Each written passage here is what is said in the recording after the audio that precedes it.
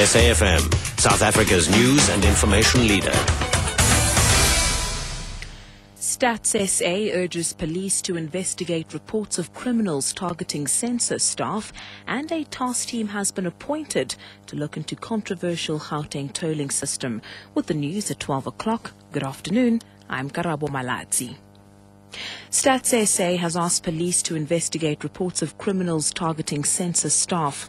On Friday night, a census field worker was almost sexually assaulted and 2 others escaped from robbers who tried to rob them while working on the census at an informal settlement in Cape Town. Another field worker was caught in a crossfire during a gang war in Manenberg. Census 2011 spokesperson Trevor Oosterwyk has more. It's quite ironic that in the run-up to the census, a lot of people expressed fear that your enumerators would be involved in crime, and now they are the victims of criminal activities. Because this is a national project, people must support and protect our enumerators in their communities. The Democratic Alliance has welcomed Cabinet's appointment of a task team to look into the controversial Gauteng tolling system.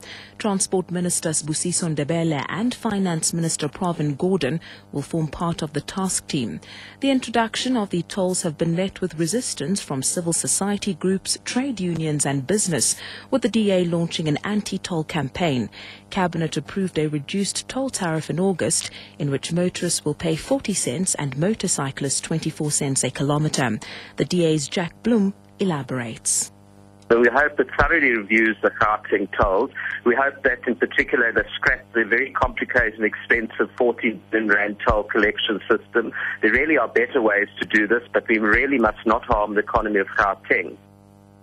The Central Executive Committee of the African People's Convention has resolved to suspend its leader Themba Godi for sowing divisions within the party, among others.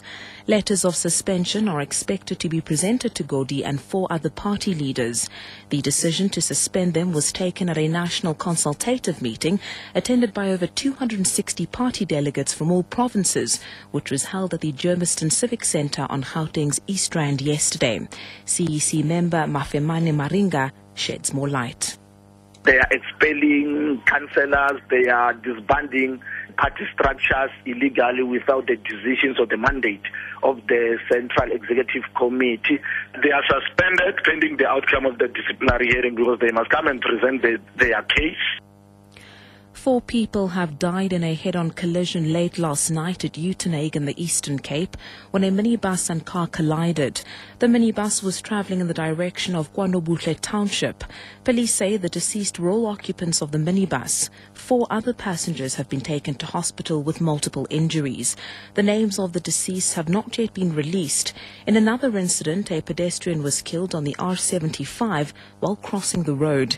Police are investigating cases of culpable homicide. And finally, a fire at an electricity substation in Zimbani village near Mthatha in the Eastern Cape has resulted in a power outage affecting almost 4 surrounding towns. Mthatha, Nceleni, Libode and Mkanduli are without electricity, while Eskom technicians and investigators are trying to find out what caused the fire this morning. Eskom spokesperson Ntombekaya Mafumbata says emergency services were called after a huge fireball at the Zimbani substation. Mfumbata says 80,000 Eskom customers and 28,000 municipal customers are affected. She says they're starting to backfeed customers from other substations and have made an appeal that only necessary appliances be used.